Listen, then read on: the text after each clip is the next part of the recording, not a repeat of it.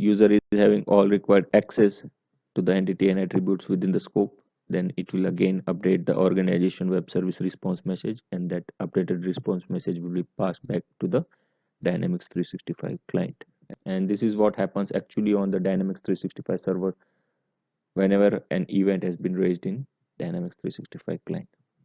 Now you got the complete picture what is an event execution pipelines and what happens on the server whenever an event has been raised in Dynamics 365. So that is all about this video. I thank you for watching it, and in our next video we will start with the plugin basics theory. So see you all in the next video. And welcome back to this Microsoft Dynamics D365 plugin development course. Today's video we will see the plugin basics. In previous video we have seen in detail what happens step by step when an event is raised on the server and how an event is executed in pipeline. And in this video we will see the plugin basics. A plugin is an .NET class that implements iPlugin interface. Here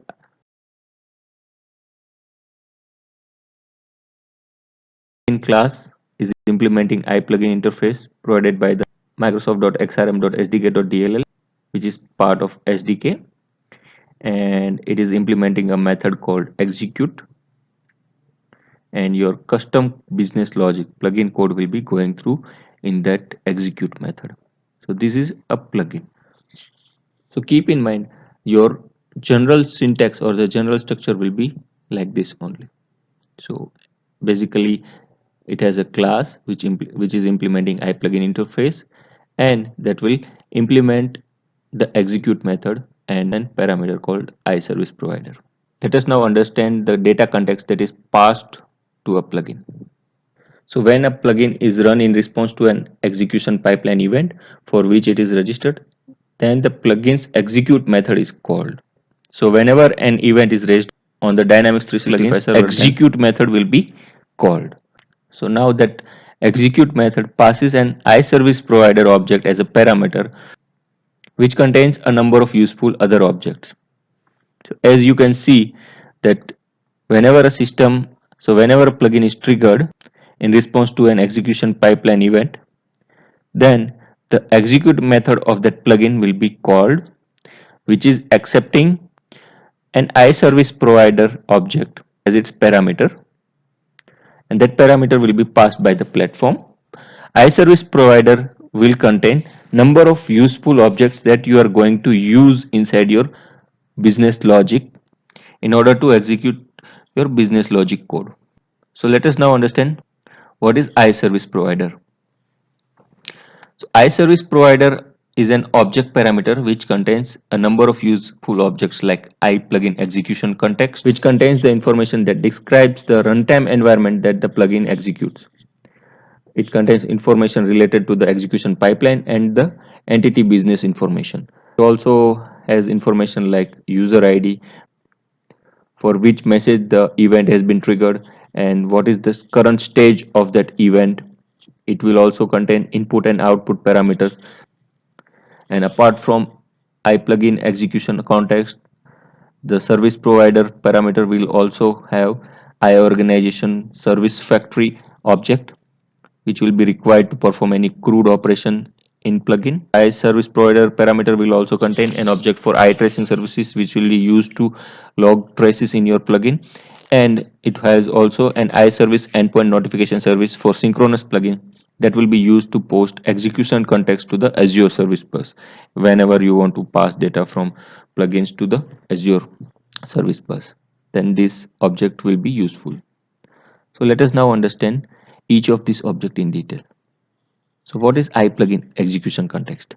iPlugin execution context contains information that describes runtime environment under which the plugin will be executed.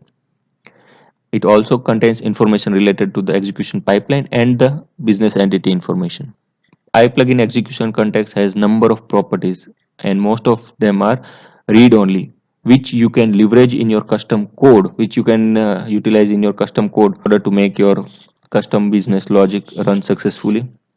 It contains properties like user ID, which contains the user's information under which the plugin is executed.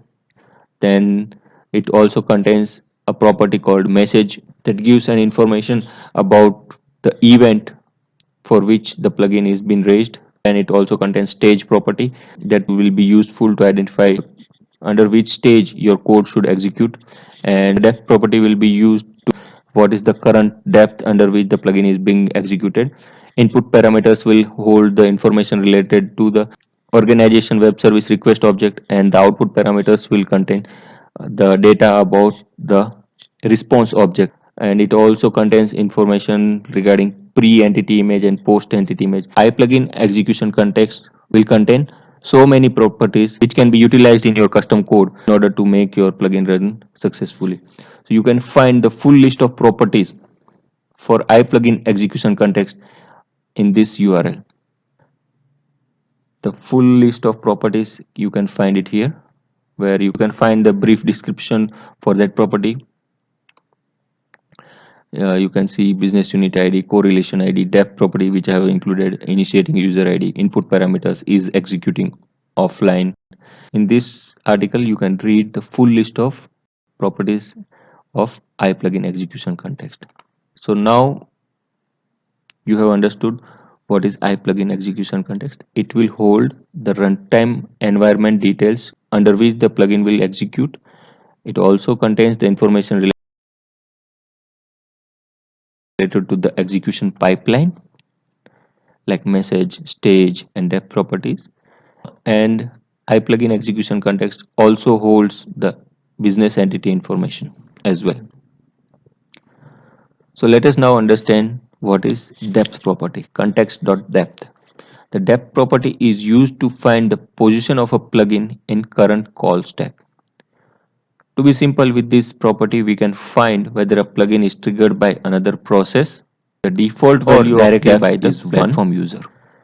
If the depth is greater than 1, then it is triggered by another process. That means the depth of plugin is incremented by 1 if it is called by another process. And also there is a myth around depth that it can be used to break the infinite loops. Yes, they can be used, but you need to be very careful when you make these kind of assumptions, because yes, in one way you can simply check if the plugin context.depth is greater than 1, that means it is created by another process, and just break out of that. But what happens if a plugin from an account triggers a plugin in contact, then the depth in the contact plugin is 2, and that is not an infinite loop, right? So be very wise when you are using the depth validation. So let us now understand the input and output parameters. So the input parameter is the data in the request message that is being currently processed by the execution pipeline. So it will have two keys, target and optional parameters. Target is really in-memory representation of the data that is being updated, created, or deleted. It's the literally the target of an action. That means, let us suppose you are creating an account or a customer record in the system where you have filled the first name, last name, and the email address of that account.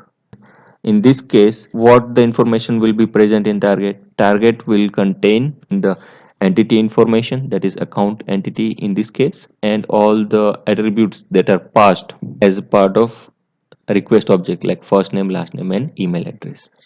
Don't worry if you're not getting it here right now. The moment we will see actually in the code when we are developing a plugin, we will understand each of these parameters in detail. So with this, many people will have question that will the context be there for each and every plugin execution? The answer is yes, it will be there. But the immediate question will the target be there for every plugin execution? The answer is no, not necessarily. It depends on the plugin step configuration. Just remember that we can register a plugin on different messages. That means not all of the different messages will have target. Keep in mind that regular operations like create, update, and delete will always have target. So how you can find whether there is a target in the input parameters list or not? So for create and update plugins, you will have the target and which will be of type